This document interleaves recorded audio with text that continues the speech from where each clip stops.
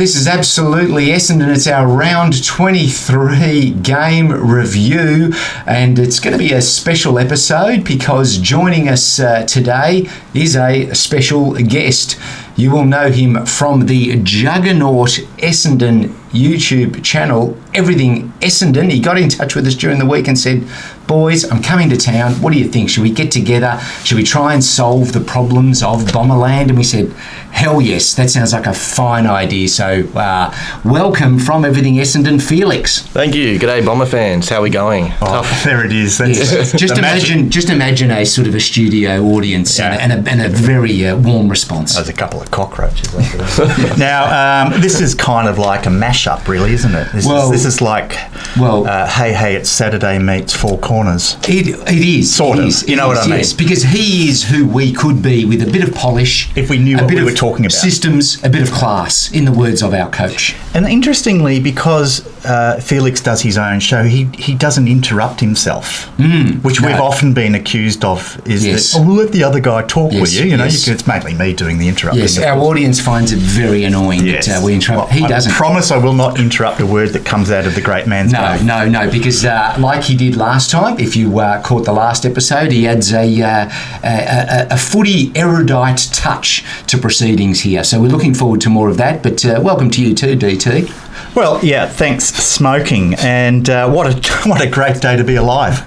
The season's over, which is good. We've got our first pre-season game starting at next Saturday at Brisbane. Right. And, God help us, that is going to be like the Somme. Yeah. If any of you can remember back to that terrific battle in 1916, I think it was. Really? Many people didn't make it out of that, and I don't think too many Bombers will make it out of the Gabatoire next week. But we're not here to talk about that. No. We're here to talk about quite a bit. Yes. And just so we don't lose people at the 23-minute mark. Right. Maybe if I could just be so bold as to talk a little bit about what's on the agenda for today, because going to suggest that. All right. Please do, because we want to make sure people stick around because we are getting very meaty. Yeah, well, you know, it always helps the algorithm too. Now, so we're going to talk a little bit about what's happened during the week down at Bomberland. For any of Bomber fans, or those Bomber fans out there, I'm sure they would have seen the news about the tragedy, really, of Adrian Dodoro leaving the football club. Easy. We'll come to that. And, of course, the great man himself, Kevin Sheedy, has decided to hang up the boots after a legendary career at Windy Hill. And there's a lot going on in the background there. David Barham, no doubt, wielding the knife. And I'd like to talk a little bit about the team selection during the week. You know, an unbelievable gesture by Brad Scott to celebrate the amazing career of a club legend, and we'll come to that. And we're going to talk a bit about the game against the Swans. That was incredible to watch for the first 3 minutes. Followed shortly thereafter by where the hell has this all gone wrong? And that's where this man will no doubt add a lot of value to our conversation. Then we're going to wrap it up with some what about the future? Let's talk about some changes to the team, the lineup, what draft opportunities, trade opportunities. Yeah. Again, Felix does an incredible coverage of that in his show, and he will no doubt be touching on that in a lot of detail as the the post-season gets underway. So there's a quick wrap-up. That's a very good... Back to you. Very good agenda setting. So, during the week, a couple of big changes down at the club, and the big one being, of course, Adrian Dodoro, although technically not leaving. He's going away on personal leave, but there's some reports that he probably won't return. That's one that I read in the Age. So one would assume that probably will be the case, but we never know. We never know. True. Well, that's what we thought last year as well, when Rosa came in, and then Dodoro seemed to be sticking around a bit longer till then. Yeah, never know. Of course, we did do a farewell video for him last year, which was very well received, I thought. Right. But it was probably a little premature. As you quite rightly said, he didn't actually go anywhere, and he continued to run the show. Although a lot of the people at the club are saying, "Well, no, he hasn't been." You know, Matt Rosa has been doing the job throughout the year, which beggars the question, well, why is Adrian even there if he's not doing the job? So anyway, yeah, I think that the move has been made, and it's interesting that it's even before the end of the season, perhaps to send a message, maybe to fans that changes are afoot.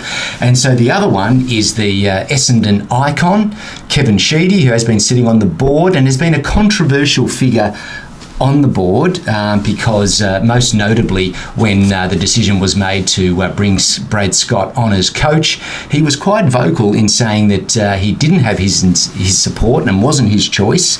And normally when a board member does that, action is taken, generally quite drastic. I think back to Tony Jewell, and what the comments he made when Danny Frawley was brought in as coach of Richmond. I think he was out soon after. But no, with Sheeds, that wasn't taken. And I think sort of David Barham came out and said, oh, that's just Sheeds. Hey, he's a lovable rogue. He's a rascal. Don't take him too seriously. So it's interesting that he's made the decision to step down, so we don't want to probably make any more assumptions over and above that. Well, it does open up a board spot, doesn't it? It does. And there has been a bit of support and people donating to the DT for President clause, interestingly. Your campaign is building like Kamala Harris and the Democrats in the US. Just money just gushing in. I'm just hoping that little bullet doesn't snick my ear on the way to the podium. Yeah. So what are your thoughts about these two pretty dramatic changes to the back rooms, the back offices at the hangar? Yeah, I don't know. It's come at a time where it almost to me feels like a distraction. Like as you said, like the club wanting us fans to think that something's actually changing. So I don't know how much of an impact Sheedy's departure is going to have. Dodoro, I mean, everyone's happy about that, but I think that's part of the problem is the fact that I just feel like the club's doing this now, or at least announcing this now, for us to have something else to talk about rather than our on-field performances. That's just the way I see it. I don't know if that's correct or not. I don't know if you agree. But I'm a tad cynical, but you know what? You might be on the money. I've been cynical for weeks now. I'm done with this year. You know, it's tough. The tone in your videos. Yeah, they're harder and harder to make now. It's going dark over everything. But it's an interesting point you make though, because most football clubs, when the fans are about to revolt, will spring a young player, put him in the side, but what really brings pleasure to the fans is saying goodbye to Adrian Dodoro. So, I mean, it's a masterstroke if that's the case, because I tell you what, there was celebrations in the streets. Okay, I know we don't want to go too far. Issues. That's right. I'm sorry for him. So if he has, nothing personal. We're talking about his professional contribution to the football club, which is pretty much nothing. Yes. So, and Sheedy, you probably didn't spend a lot of time in your life with Sheedy as coach, but he was an incredible.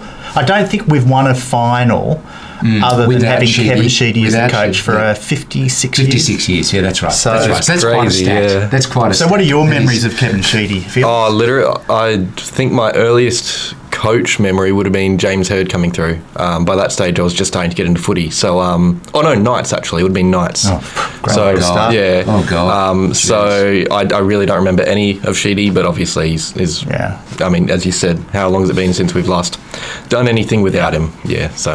Look, you could do a mini series on Kevin Sheedy. Yeah. His contribution to the Essendon Football Club is monumental, and I was lucky enough, and you were too, to have witnessed the success of the Sheedy era, and we just took success for granted. We did. We played 7 grand finals with Kevin Sheedy in 26 years or 27 years as coach. So, basically once every 4 years, we're in a grand final. We won 4 of them, and that's not counting a couple of preliminary finals that we lost. So, we were in the top 4, a good 9-10 times or whatever during that Those period. were the days. Yeah. And had champion players just as a regular presence in the team. It was a football club that was, really the biggest in the land, and I don't think a lot of the younger supporters really appreciate that, and I think the club's got massive problems in keeping young fans on board, because it's almost embarrassing now for some of those kids to say, I'm an Essendon supporter. You know, they're hiding their footy jumper in their school bag, they're not putting it on anymore. So Sheedy most certainly will always be a legend of the club, regardless of what some people may think of him, and I would expect to see a statue of him outside the hangar, hopefully near Michael Long, of course, who he championed and brought to the club. So, well done, Kevin. The very clear difference when he was around, without hanging on to the past for too long, because that is a common suggestion made about Essendon supporters, but when he was around, there was just such cohesion around the club, and that's why he was able to do things like create the Anzac Day game, create the Dreamtime game, just really created this legacy, had the support, great administration at the club as well at the time. It was just a good cohesive unit, and I haven't felt that about the club in quite some time, and I think younger fans are seeing that as well. It's a real issue, and I don't know. We haven't won hearts and minds of supporters or the players in quite some time. Yeah. Well, I think we've had about 7 coaches since Sheedy finished coaching. So, anyway. Best of luck in your retirement, Kevin, and Adrian. Thank you for your service. Indeed, whatever people may say, he's a loyal Essendon man through and through, and so no shade at Adrian today. Let's talk about the game. We played the Sydney Swans last night as we record this. We did. You were there. Yes. I was. Yes. A true believer. Talk us through that game, please. I was genuinely during the week tossing up not going, because all after the team selection, I was mad. Really? Yeah. I wanted to see Heppell won last time, and I guess has Scott said, I haven't seen his press conference, but has he said yet that that he elected for Heppell not to play, or did Heppell himself? I don't know what the situation was, but no, it was. Well, he did comment on it, but it was really dodging. It was wishy-washy. I mean, the season was done. We were relying on other results to get through. So and you could see that when Heppell wasn't in the team, no one really cared. There were 33k at the game. It was a. All he got was a little 2-minute standing ovation before, which was nice. There was some nice moments there, but it was just not enough for someone who, as I said in a recent video, is a reason why so many fans stuck around with the club during the drug scandal. So I went to the game, didn't enjoy it. It wasn't a very fun game of footy. Even when we were on top, it was boring. We're playing boring footy. Nothing really to like about it, aside from that first little quarter and a half, I guess. But even that was just not fun. Look, and I just, on your point about Dyson Heppell, it really got under my skin. I was watching it on television, and the Channel 7 commentary box were kind of rapping Essendon fans across the knuckles for being upset that Dyson wasn't selected, and the reason being is that, and their argument was, well, of course, Brad Scott was only ever going to pick the best available team because mathematically we were still a chance to make finals. Well, in that case, anyone care to explain why Sam Wiedemann was selected? I'm just going to leave it at that. And I'm not here to have pot shots at Sam Reid. He didn't pick himself, but that has to go down as one of the greatest selection gaffes in the history of football. A club champion, best and fairest winner, All-Australian, rising star winner, club captain, 250 game player, deserved a game in front of his home crowd to say goodbye. And you know what? If we had Jakovic playing at the Eagles as a defender coming into the side, I still wouldn't have picked him. If you had Wayne Carey in reserve coming in, I still wouldn't have picked him. You would pick Dyson Heppell in a heartbeat, and that's on you, Brad. You've lost a lot of support from your fan base over that decision. I think well done. I couldn't agree more. I'll throw in my 3 cents worth. I just think, we've talked a lot about the recent weeks about the club not being ruthless enough, right? That was not a time to be ruthless. There's enough passengers in the side, I think it's fair to say. Like, why wouldn't you give him a game? It just doesn't make any sense. And the guy he went through so much, especially after the supplement saga, and then the John Worsfold period where the fans were just arcing up, and then Ben Rutten, and they would always wheel him out, and he always would willingly do those those interviews, and he never had a massive amount to say. God bless him. He's not Winston Churchill, but we know he's got a big heart, and he really is, an Essendon person. So for that, I totally agree. It was just disgraceful. Disgraceful. And anyway, congratulations on an amazing career, Dyson. And you'll forever live in the hearts of Bomber fans. You never saw the success from a team perspective, but you were most certainly a great footballer for this club, and we wish him all the best in his future. And beautiful hair. Great hair. Not so much anymore, but... So the game... Yes. So just back to the game. So the first quarter, Bombers come out like a ball in a china shop. Yes. Obviously, really applying quite a lot of pressure, winning the ball. I thought they looked pretty good, to be fair, in that first quarter, but we all knew that this was history repeating itself. Wasted opportunities, wasted domination, couldn't put the score on the board, and it was just a matter of time before the Swans got their act together, and they certainly did. And the Bombers fell apart like the proverbial house of cards. So it was almost a microcosm of the season of the last 2 years, where the effort's passing. It's never permanent. Yeah. And again, we finish a game, just looking average at best. After showing something, we just cannot sustain that effort, that level of performance for anything more than a quarter. Is that how you saw it watching it live? Yeah, I mean, at the game you can always see more as well, and something I was looking out for, I went in looking out for, was just the way we looked when we had the ball, and because I was thinking about our uncontested footy, and because that's been our brand, our boring brand. Yes. And I think as bad as our efficiency going inside 50 is, our game style is just so easy to defend against, and that's why it was so low scoring in that first half. We were completely dominating. We had double the amount of inside 50s in the first half. I think it was 36-18 at halftime, led by 7 points.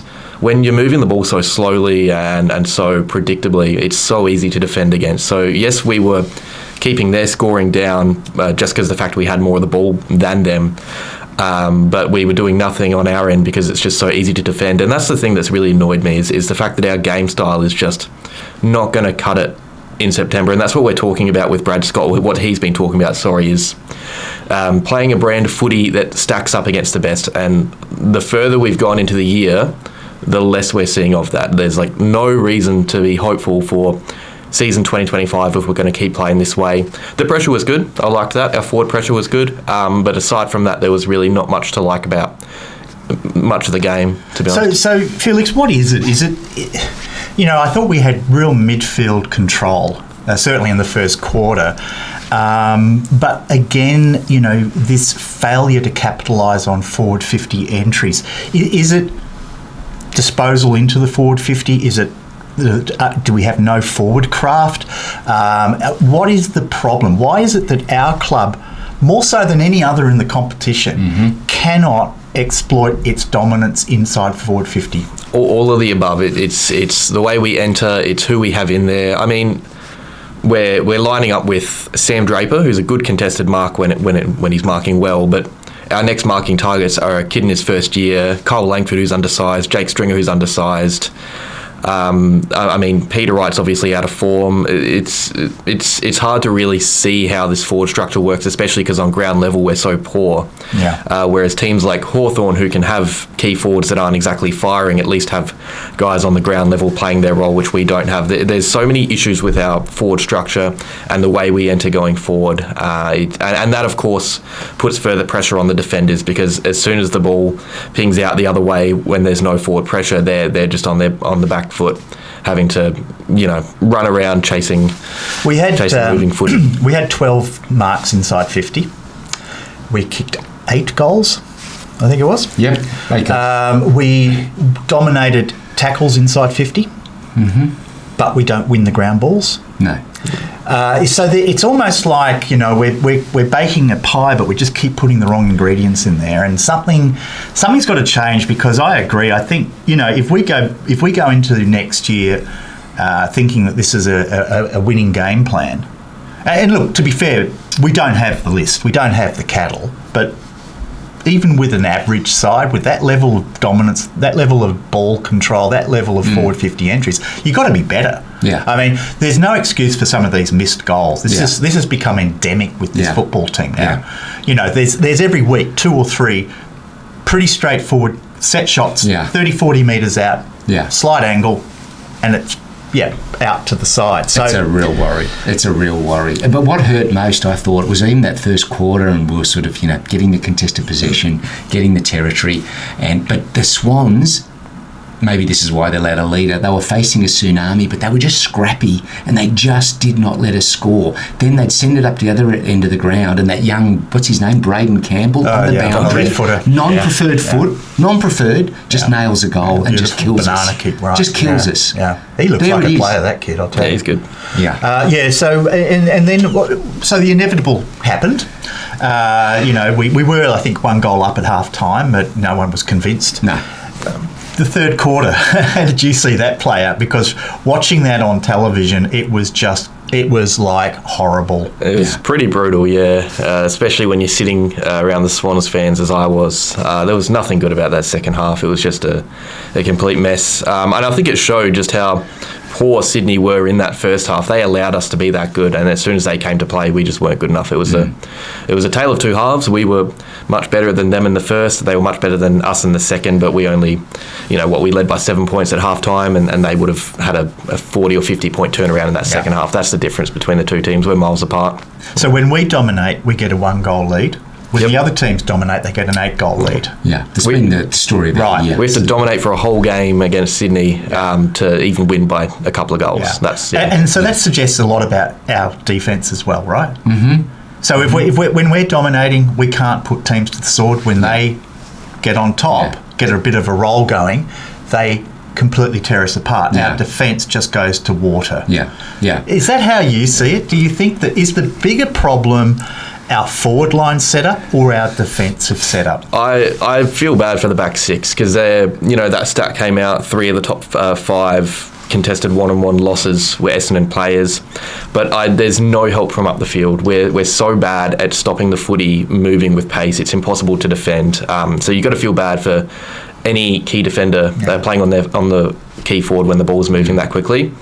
Especially out of stoppage last night, I thought our midfield was lazy, especially in that second half. The amount of times I saw Caldwell or Durham wasn't really playing midfield, but midfielders that we've been praising all year, just letting their opponent run through. It was really poor defensively minded players as soon as the game started going against them. Yeah, well, I think Caldwell was fantastic in the first half, but just got eaten up in that second half, didn't he? And you saw the cream rise to the top with the Swans. Heaney suddenly, who had barely touched the ball in the first half, just came alive. And that happened last week as well. And Luke Parker, of course, kicked a couple of goals in that third quarter. So, and Goulden started to get a bit more of the ball. Now, I just want to ask you a question, actually, talking about our midfielders. Would it be fair to say that Sam Durham has gone off the boil a little bit since Pat Parrish has come back into the side? Not getting the same number of centre bounce attendances.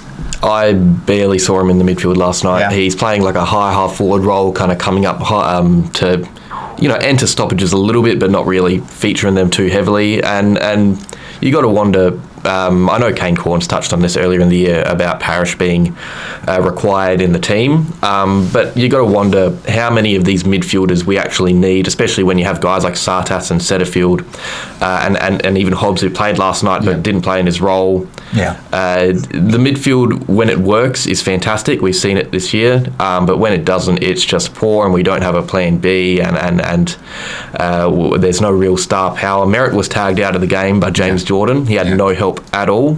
As soon as our best players are down, we don't really have anyone else to stand up.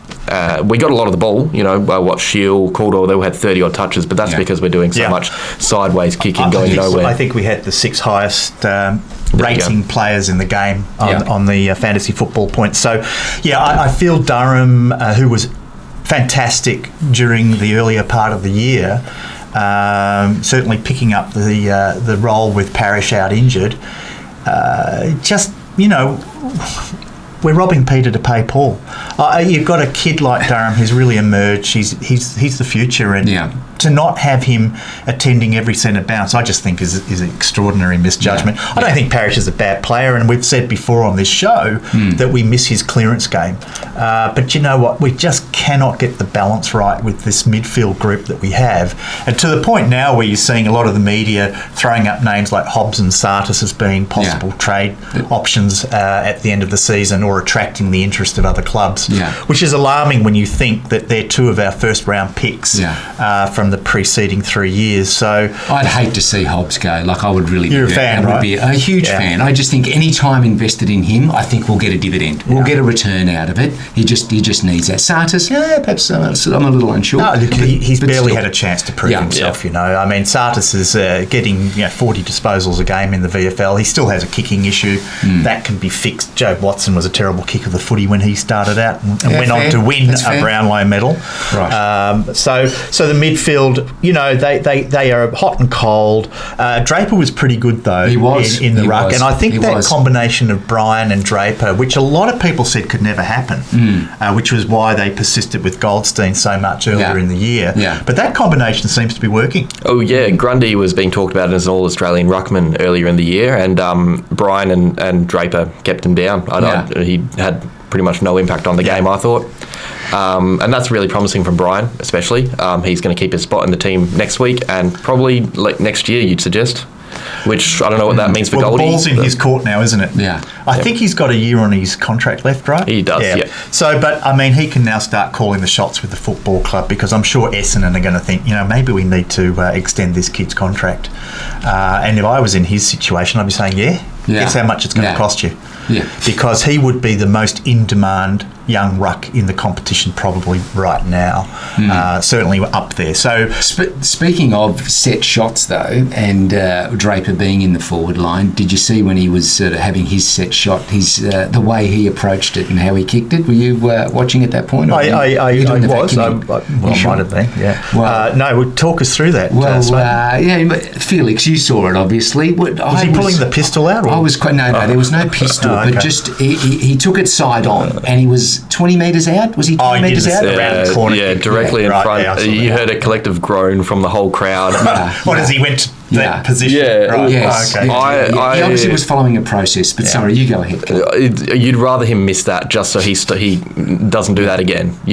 From there, that's a sign of massive low confidence. Yeah, exactly. Yeah. That's what Harry Mackay was doing when he wasn't kicking the ball properly, and now he's going back for the drop punt. So you want to see players miss when they do that, just so they get that out of the game. And we're going to be seeing that next year. But it just shows how endemic it is. With Stringer, and I mean, you and I, DT, were at the game last week, and I was watching Stringer in the warm-up, and I said, are you watching this? Like, he had 6 shots from the same position, 45-degree angle on the left-hand side, and then when he marked in that spot in the last quarter, we're like, oh dear, this is going to be interesting. And but then you got Draper with that. Like, it was, I mean, good on him. He had a process. He got the goal, but it's a concern when you're just that close to goal. It really is. And so I hope over this summer, like every summer, I lie at home just dreaming about, they're just nailing these set shots. They're doing them blindfolded. They're finally going to sort this issue out. It's been an issue since 2018 at least. Yeah, well, I think you've got to stop having those dreams. That can be bad for your mental health, actually. Yeah. No, look, good on him for taking the process. Yeah. Obviously, he's aware that he's got some kicking issues. Yeah. And he kicked the goal, I believe. He did. Absolutely. So nailed it. Pow. Well done, Sammy. Look, I'm hot and cold. Well, he's one of our favourites. He's on our clock. He is on the clock. He is the clock master here in our studio. We love him. We hate him. It's a bit like the football club. We don't know really what to do, but he was good, and I think there's a bit to work with Sam. His kicking's only going to get better, and his ruck craft is only going to get better. So I thought he did really well against Reg Grundy. What's his name? Yes, Brody Grundy. But again, really positive signs from Archie Roberts, laying some great tackles. That kid, he's got poise, he's got composure. I hate the term footy IQ, but he seems to have that. So Lovely left foot. Some Lovely exciting left foot. stuff there. You follow the junior competitions and are known widely to be one of the great draft gurus. You are. in YouTube world. Yes. You Don't be shy. must have known a bit about Archie Roberts before he joined the club. He went, I think, pick 54 in the draft last year. Yeah, pick 54. He was projected to go in possibly inside the top 20, but 30. He was an All-Australian at Champs, playing as a defender. I mean, everyone was shocked on draft night when he was just falling down the order, but we'll take it. That's one of the best Dodoro picks in recent memory. He's always been good at getting those late draft picks in Dodoro, to be fair to him, but... No one else to, so we'll grab him then, won't we? No, he's been really good. So, pick 50, but clearly much better than that. And, I was saying to Smoking Joe before, he probably wouldn't have played this season had the fans not gone into full-scale revolt. And this selection, I think, was driven by the fans saying, "Let's bring in some youth," and they did. You think we have that influence? You think we apply that pressure? The socials were not looking good for the Bombers, and they would have been reading the social forums, the social media forums, and watching us, of course, and him. I doubt it, mate.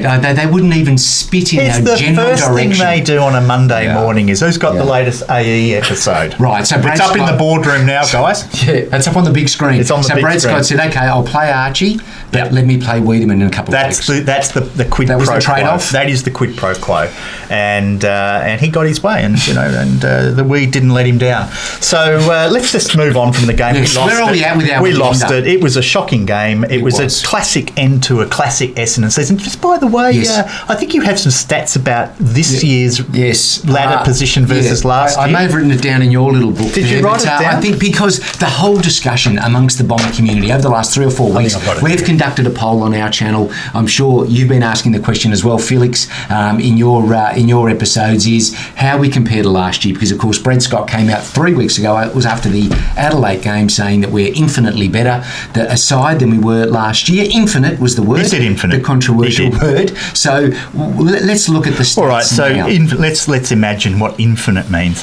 Okay, so at round 23 in season 2023, we were 10th on the ladder, 44 points, and a percentage of 92.7. Right. That was last year. That was last year. Okay, now let's go forward. Yes. The infinite improvement. Was that after the GWS loss or just... I think that might have been after the... Okay. It would have been before the Collingwood loss. Yes. So it was round 23. Same time this year.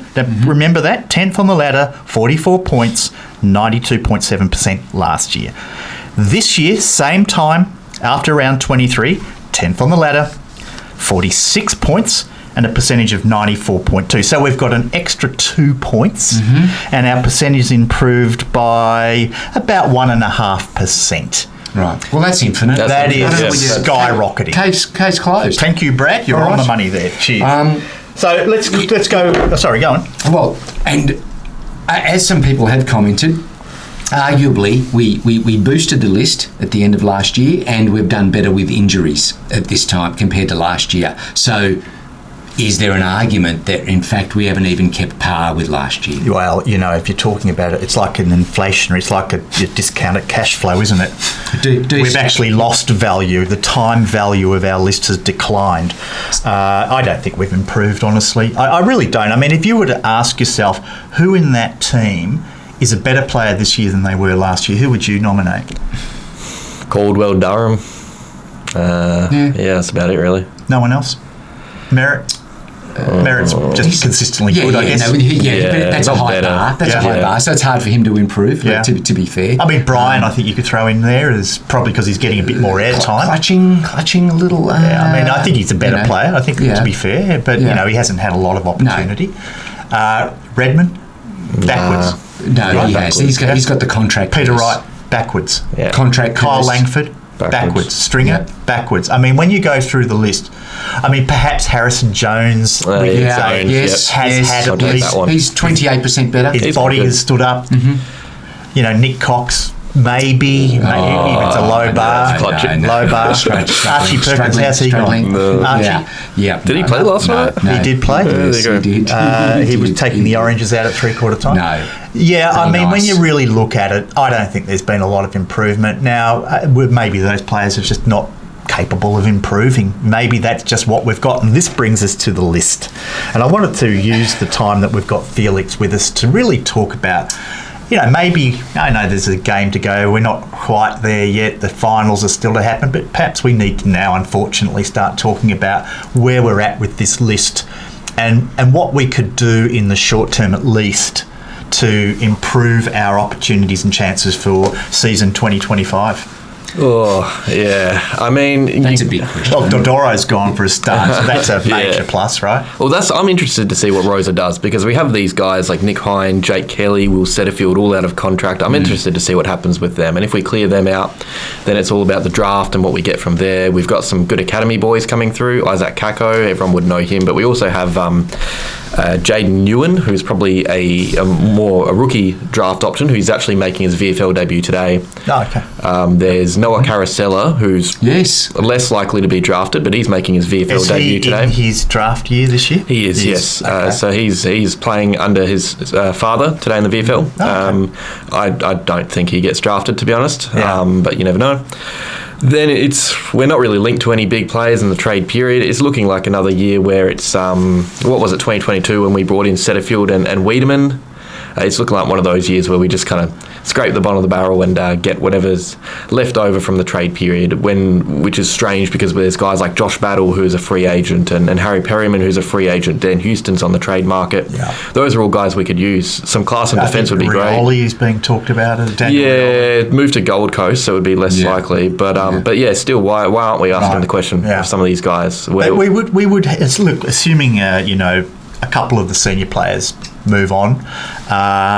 There'd be a bit of room still in the salary cap despite the commitment to Gresham and Mackay last year. Yeah, and that's what you get from those front-ended deals. Mackay's he's the highest earner in the AFL right now, but next year he's getting less, which means we can bring more in, especially when Heppel retires. His money's gone. Shield surely gets traded away.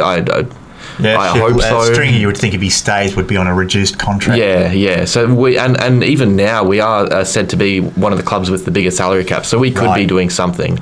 The issue is protecting our draft and picks and trying to bring players in at the same time when there are no free agents on the market anymore. So what do we need to find? What's the missing player type or players that we need to kind of take this team to the next level? There's a few. I mean, we need another big midfielder. We're just not cutting it with our size at the moment. Setterfield's not it. We need some presence up forward, both in the air and on ground level. Last night proved that Nick Martin's a winger. We need some class down back so he can fill his hole that he's going to be leaving next year if he does play wing, which I hope he does. I'd hate to see him back on the half-back line and Cox and Jones on the wing next year. That would just... I'd stop watching games if that happened. Right, yeah. There's lots of things we need, but at least we know what we need, so we can try and fix it. So would you think there is some opportunity? If let's be honest, I don't think we're going to win anything with this list, unless there's some incredible improvement. But I doubt that. It's not the Essendon way to improve, is it, in terms of player development? Would it not be appropriate at this point in time to just say, look, there's a few senior guys in this team that still have some currency on the trade market, a lot of currency. Will they be experiencing success in the remaining 3 or 4 years of their career, or is it time to maybe look at some creative trades? And by that, what have you got in mind? Well, I mean, look, Darcy Parish springs to mind. I think Darcy would attract a first-round draft pick from a club that has its premiership window open. Right. I would think. What are your thoughts on that? Yeah, I mean, I know people won't like it, but even some of these younger guys as well who are just not playing, what's the point of keeping Sardas on the list if we're not going to play him, we're not going to develop him? It would be a good time now to trade someone like that. Would he attract any interest though? I mean, he's done nothing. I'd say so. Yeah. He's a first round draft pick. He's he's getting 40 odd touches in the VFL every week. Clubs would have a go, like we did with Caldwell when he was leaving GWS. He wasn't a star back then. Yeah. You can always improve, and we're not going to improve Stardust if he's just playing in the VFL every week. Yeah, especially if we have that reputation of not developing players Yeah, exactly. properly. And people Yeah. look at what D'Ambrosio's done over at Hawthorn. Yeah, We're just thinking, perfect. what else have they got over there in their cupboard? We'll grab a couple of those. Are we stuck with Peter Wright? I mean, Brad Scott in his press conference actually made a point of mentioning Peter Wright Yeah, to say, he well, did. you know, look, he's a little out Still of form, alive. but he's Yes, a part of the needs future. to find his best footy. Is he really a part of the future? We had one great season out of Peter Wright. He's had 5 or 6 really poor seasons with Essendon and with Gold Coast. Is he really going to be a value, or can we move him on? Is it worth considering, or would you just get nothing for him anyway? Yeah. He's on a long contract. I mean, I don't know who'd come with anything that, enticing for us. When you kick 50 odd goals in a year, you can always get back to that form, and we've seen that with players like Harry Mackay, who's now an All-Australian contender. So I don't mind the idea of Peter Wright staying on our list just because there's that potential to, have a 40 odd goal season, and that's valuable for a club. But we're clutching at straws if we're hoping that Peter Wright can return to his best form, and that's how we find form as a team. Because right now we've got too many players like that who are just not in form, regressing, and it's frustrating as a fan. Actually, Scott, when talking about Peter Wright, it was actually in regards to the combination of Bryan and Draper. Yeah. So Scott's logic, I'm assuming, is to say, well, no, Peter Wright's still an option, potential option, as the second backup ruck to Draper. Yeah. Because he's not going to play all three of them. Yeah. You would think. No. So it's which I think is the wrong thinking, because given Brian's shown a bit, why would you even consider not keeping that Draper-Bryan combination? Where are we going to? Is it going to the draft? Is that the solution? I mean, there's not much on offer from a free agency point of view. Do we make an outlandish offer for a Harley Reid? Where do we go? How do we move forward? How do we break this cycle of mediocrity? I'd love for us to attack the trade period with real force and put some players on the market that we're just not using, but I really doubt that Rose is going to do that in his first season, unfortunately. That they'd be crazy if he did, and I don't think the fans would like it if he did, but I don't think he will. I think that's something that Dodoro would have done when he did it last year. I think it's to the draft, and I think, honestly, I don't see us doing much this year, whether it's trading out a Dylan Shield for another draft pick and using that. To be fair, it is a good draft. It's really deep. There's real talent in there, and we're set to be really active with it, which is great. But, that's just giving us fans hope for the future that we've had, too many times. So I'm assuming that strategy would be to preserve our first pick, which is probably going to be 6 or 7 at this stage. Yeah, it'll slide down to 9 or 10. And bundle up drafts for Kako if there's an offer made on him or someone bids for him before us. Yeah.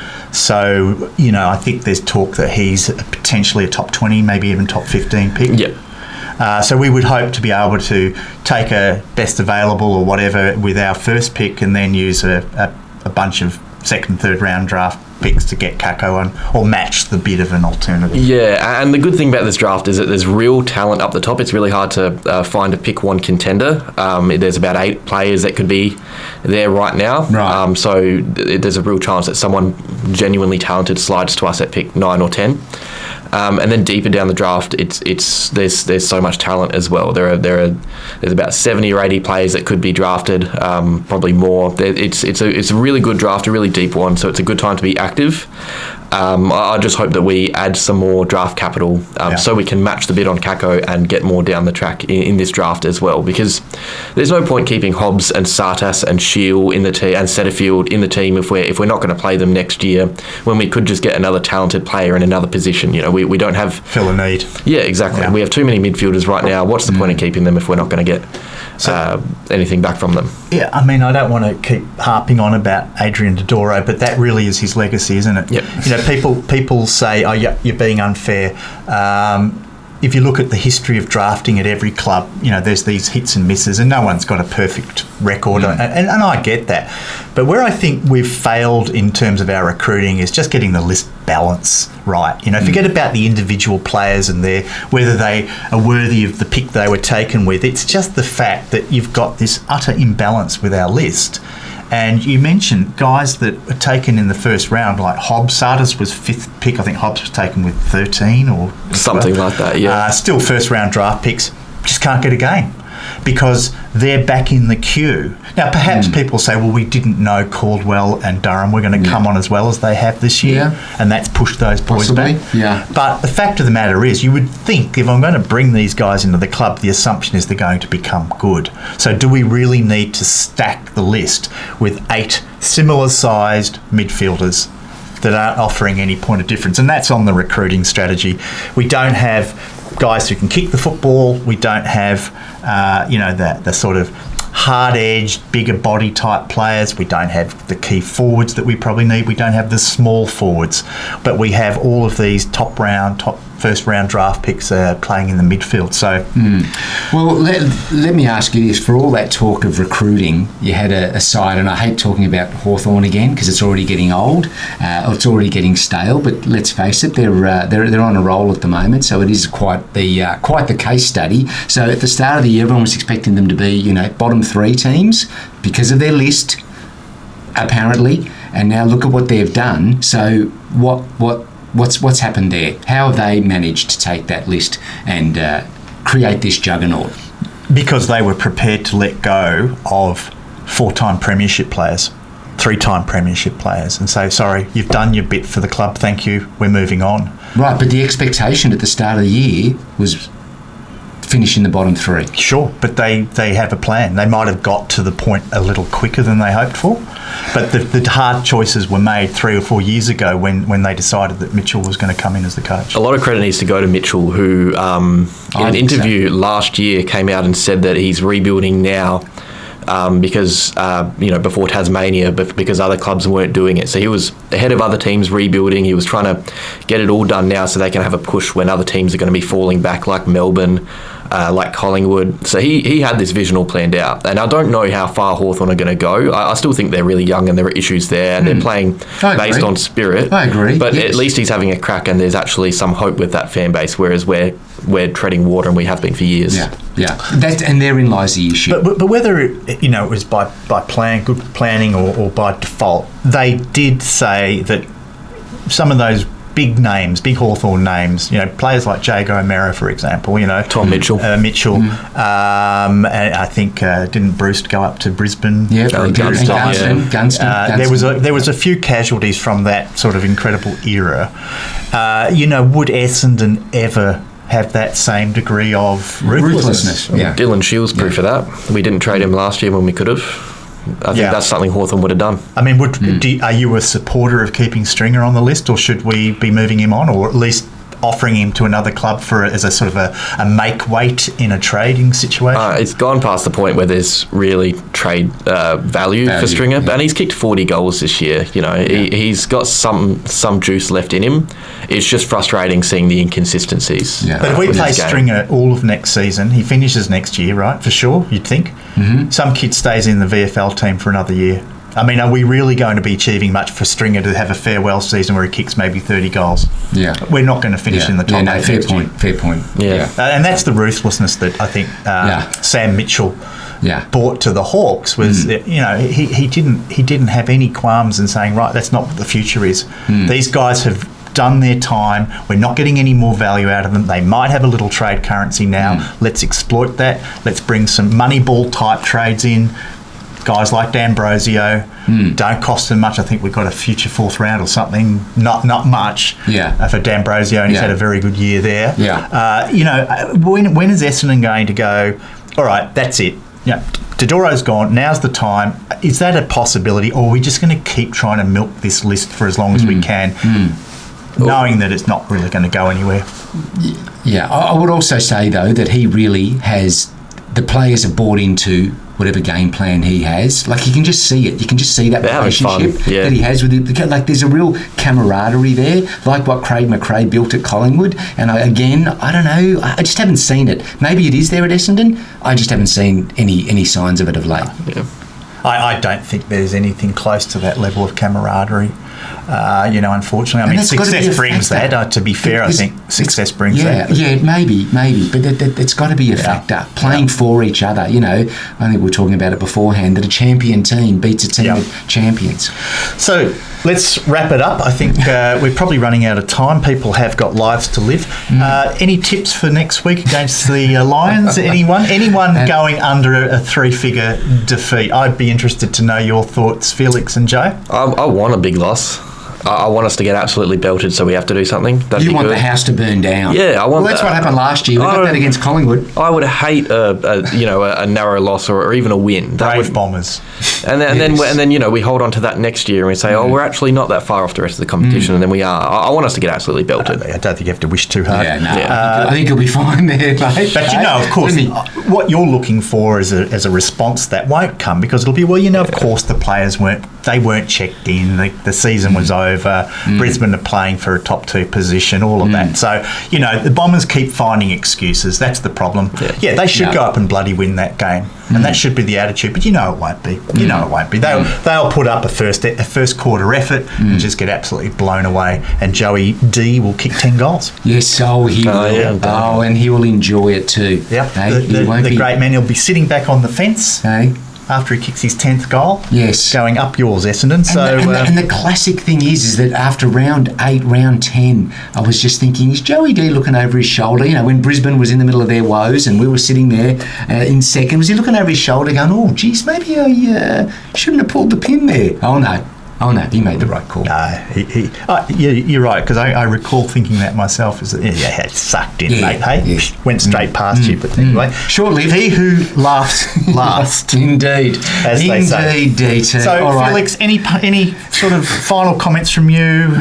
How are you going to spend your off season? By the way, the Premier League kicked off last night. Yeah, your team won. Yes. Yeah. Yep. So well done. I've got two runners in it this year. So both Man Ipswich. United and Ipswich. Yeah, Town. there you go. Jeez, you want to really hedge your bets. So Ipswich play Liverpool at Portman Road tonight, and I think that's a bit of a banana skin game for the Scousers. To be Okay. honest. I don't know about that one. We'll see. I tell you what. Who's coaching Liverpool now? Some Slotter? Yeah. Dutch coach. Oh, really? Okay. All right. He's got big shoes to fill. Arne Slotter. Yeah, that's Right. it. That's it. Okay. Schmerken. All right. So anyway, the Premier League is a nice little segue into hopefully it's covered a good for time. whoever you follow in that game has a better season than the Mighty Bombers. So Yeah. Okay. All right. So guys, Thank you. Felix, thank you so much for joining us. It's been a real pleasure. We look forward to seeing more content spilling out from your world. It is. It's always high quality content, so please Thank do you. keep it Fantastic. coming. Thank The And, community appreciates it. Yeah. Cheers. And for bringing some sanity to this otherwise Yes. Oh, the Shameful sanity's so much operation. Yes. And to all of you loyal Essendon supporters out there, guys, thank you again. You've really helped us out last couple of weeks. We've had some fantastic response, amazing comments, and terrific numbers. What's the saying? Misery has many friends. Yes. And It's misery loves company. loves That's company. Right. Yes. Same thing. We've had that. Yes. All right. Okay. All right. Just let me fix that. Tough polish it up audience. for you. All right. Okay. Yes. So, any final comments from you? No. As always, thanks again for watching. Please give us your sentiment, and we take a lot of the comments over the last 1 or 2 weeks have been people cancelling memberships or trying to get through to Essendon Reception to cancel their membership, but that being unsuccessful. But we take no joy in that, zero comfort whatsoever. It is a little sad indictment, but as always, we remain hopeful. And good luck to Matt Rosa in his first trade and draft period. Please. Matt, we're relying on you, buddy. Yeah. So, May the selection gods smile, Matt. May they smile. Thank you, Felix. Thank you, guys. thanks, Felix. Thanks again for watching. See you guys. Bye-bye. See ya. See you later. Bye for now.